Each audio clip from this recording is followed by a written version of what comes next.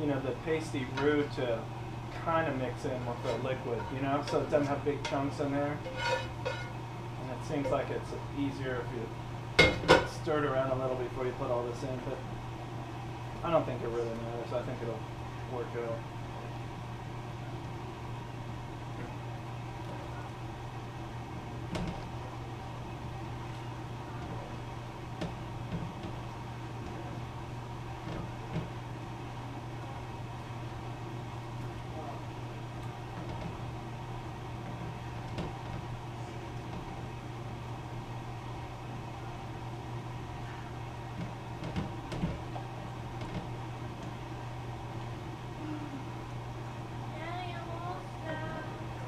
Huh?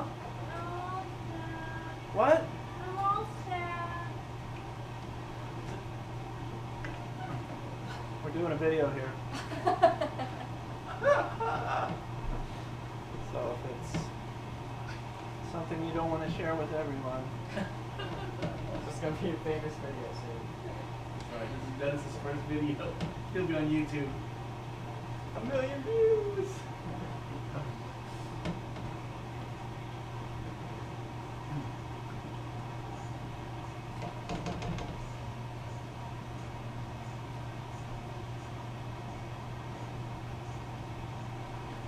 So it's starting to thicken and get a decent color here.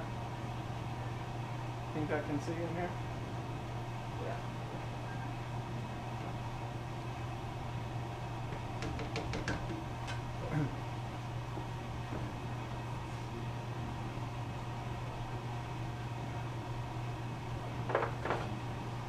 But I think the Cape Paul's has a little more paprika in it. The Seafood Magic makes it a little redder kind of color. I'm not really seeing the red, so I'm going to put a little paprika in there.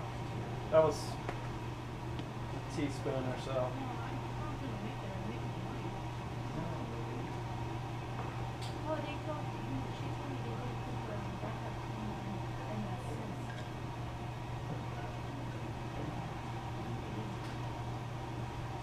I guess we'll go with 2 teaspoons.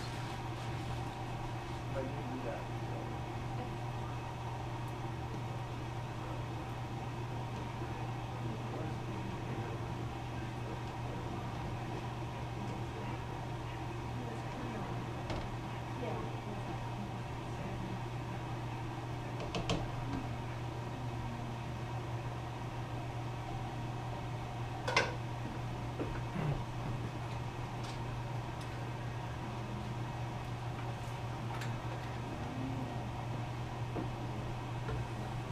Maybe we should show these crawfish over here.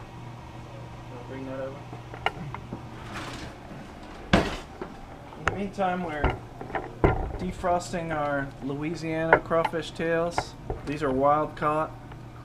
Those are the best if you can get them from Louisiana wild caught, or you can get farm raised, or you can get Chinese farmed raised. So, you know, That's the order. it's what you pay for. So it's best to go with the Louisiana ones and the wild ones if possible. But defrost them. It's best if you can defrost them like slowly.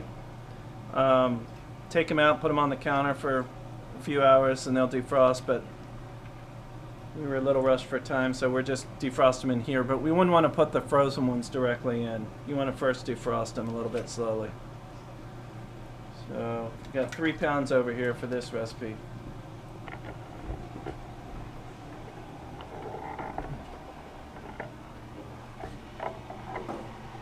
This will take a long time.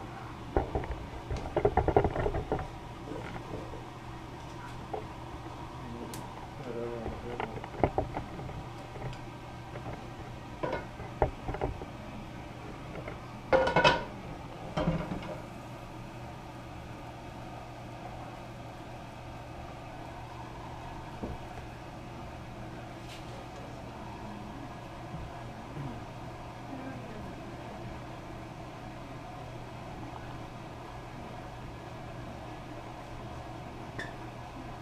Did you add this already?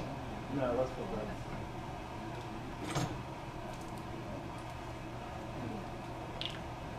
A couple other key ingredients, Lee and Perrins, Worcestershire. I'm going to go with 2 tablespoons.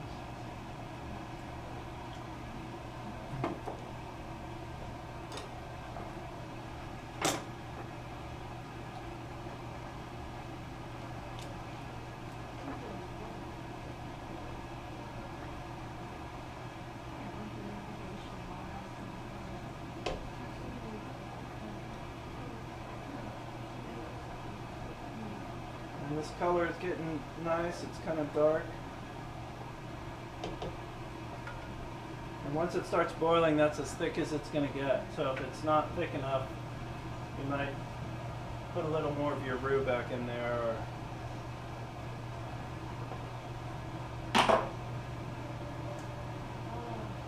oh, this is something good.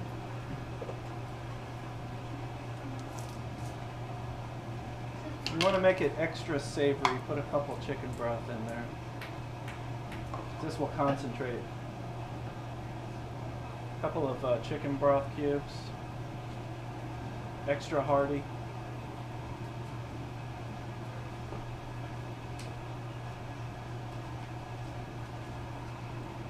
These little guys have a lot of flavor.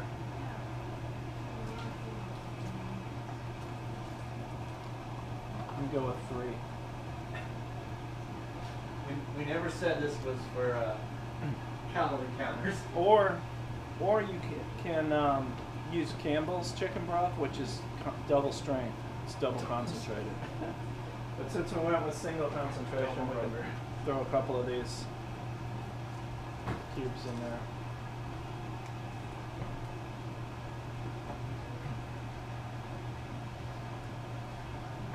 I think it goes twice as long when you're filming. Why is this taking so long to start boiling? You cover it usually? Is that all the ingredients? No. But we're getting close. We left out a key one. Browning sauce. This is the key here. I'll show you why. Wait, it's almost boiling here. No. So this is as thick. It looks a little thin to me, especially because we're going to put the tails in there, and they're gonna. Some of the moisture is going to come out of them as well. So I'm going to revise what we said earlier. I think it is a cup and a half of flour, and then however much, it might be 2 sticks of butter. You can never go wrong with butter. For the roux. I mean, you put enough butter to make the flour wet enough to stir. You know, not pasty.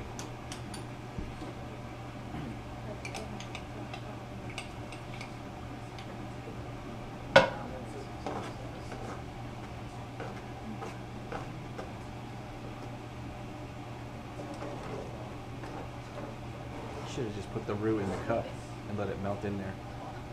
Put some of this in here. Yeah. Just stick the cup inside. Dip it in there. Yeah, I'm just going to pour some in there.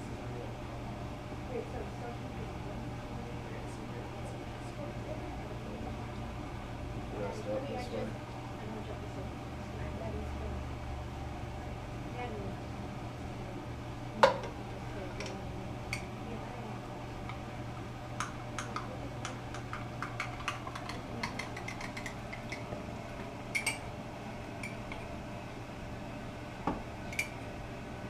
Hold on one second.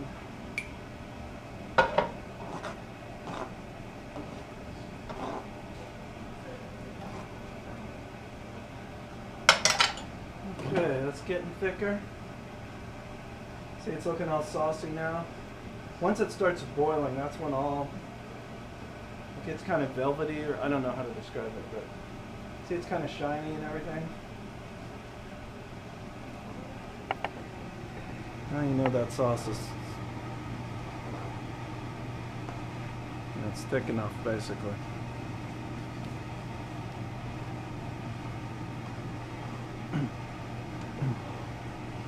It could be a tiny bit thicker, but this is good.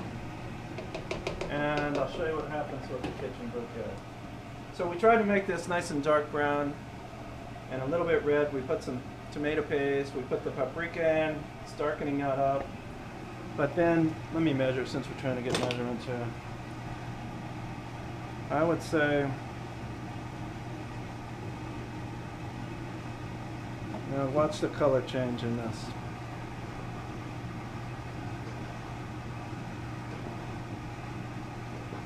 Just 1 tablespoon? Yeah. So the 1 tablespoon, it just gives it a much deeper color.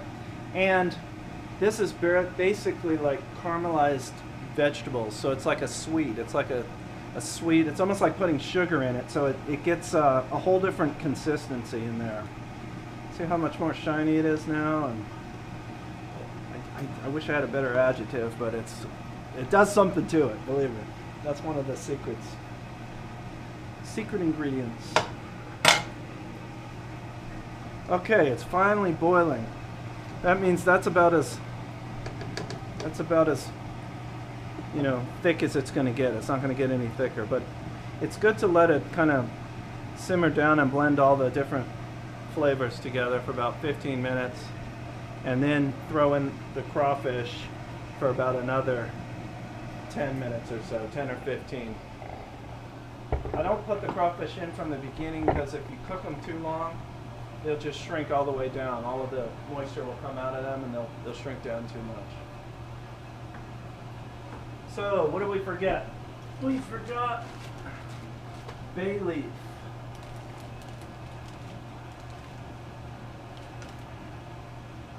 You can't cook New Orleans food without bay leaves in it. Of course, I'm not sure where we have this. We don't have. Struggling with ingredients this time. Should have had it all set up. Maybe the next video.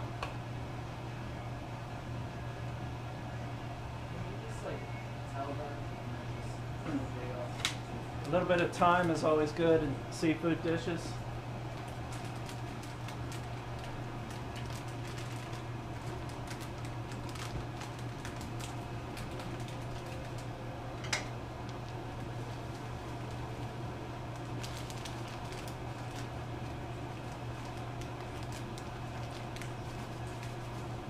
Maybe like 1 teaspoon, not really a whole tablespoon.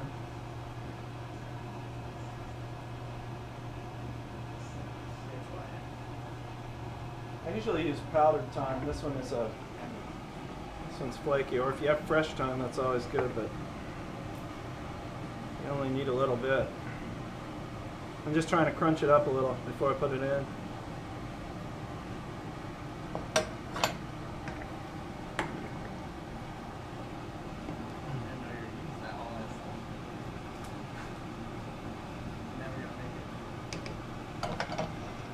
It would really help to have bay leaf. So where's the bay leaf?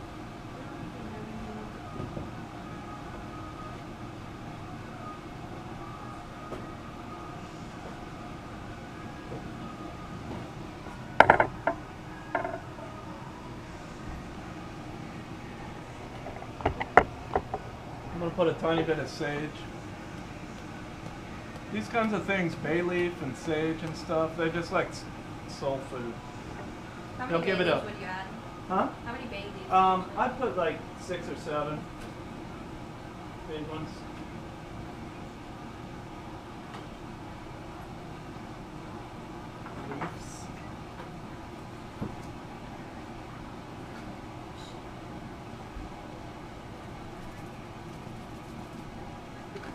These are all the same kind of thing.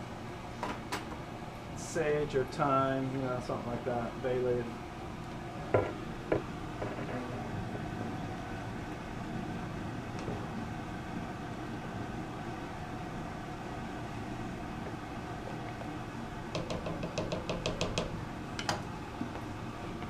Alright, did we forget anything? We didn't put anything hot in here except however hot this is. And I think this is kind of mild. Salt? Yeah, salt. Oh, I know what I do. I'm going to put the rest of the garlic.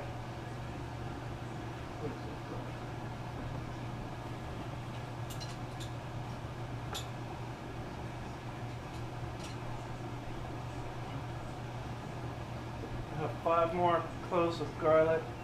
I already put 5 in when I was cooking the vegetables. But if you put this in at the end, it'll give it more of a zing because it's not all cooked down. So I like to save some of the garlic for the end.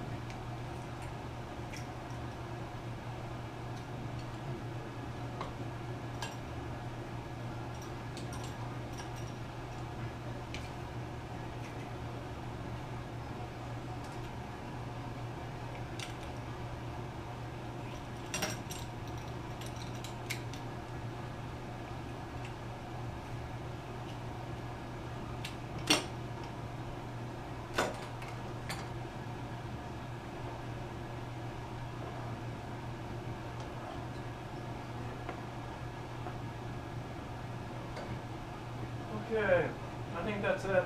How much salt do you add? Yeah, we gotta taste it and see. So let me get something to taste with.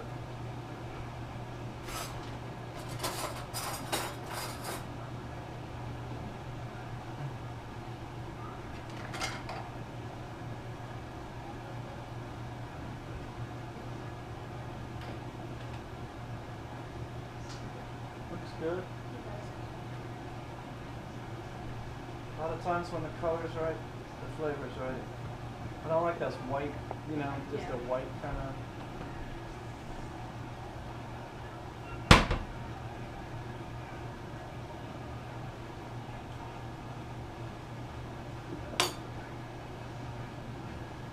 It's very good.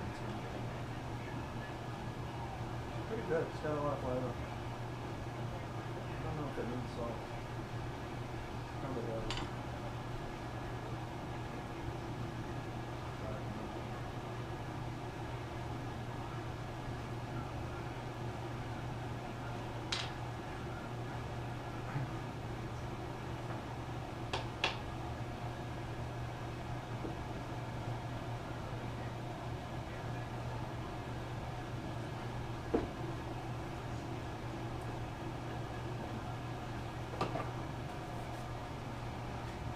Yeah, good.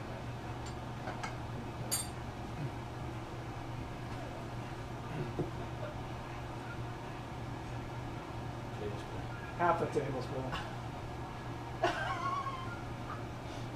Salt to taste.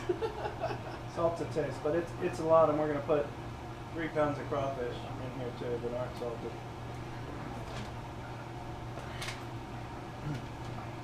I want you to take it all out. It is very nice. I dropped it. You can put it on I nice can bowl. email it and you can just give it to my friend Nate too, or I can see a picture of it. You won't get it anymore. Yeah. Get it all. I know, I need to go get all it. there we go. You're gonna be I'm Scrambling gonna on go get it. it because I started crock pot cooking yesterday and the other day, and I'll write down my recipes.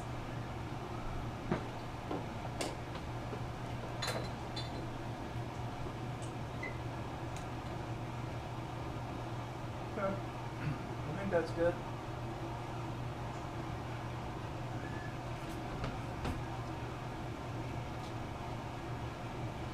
That's good. It's okay. It's really good. It's better, isn't it, with the salt?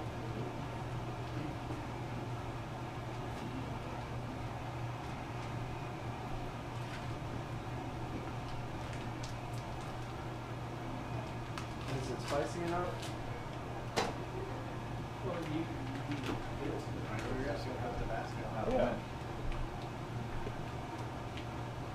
So I usually drain this water out when they're frozen. If it's fresh, I keep it in there. But it's not that good when it's frozen, so.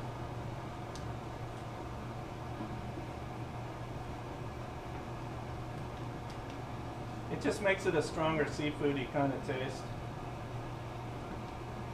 If you like that, you can keep it in. I like it a lot when it's fresh, but not when it's frozen. It's okay to have a little in there.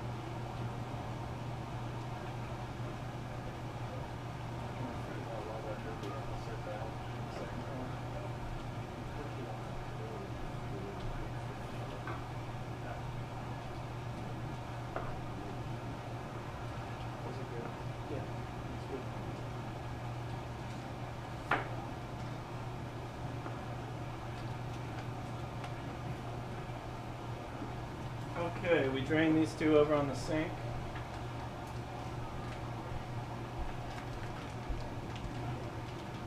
Nice decent sized big tails there.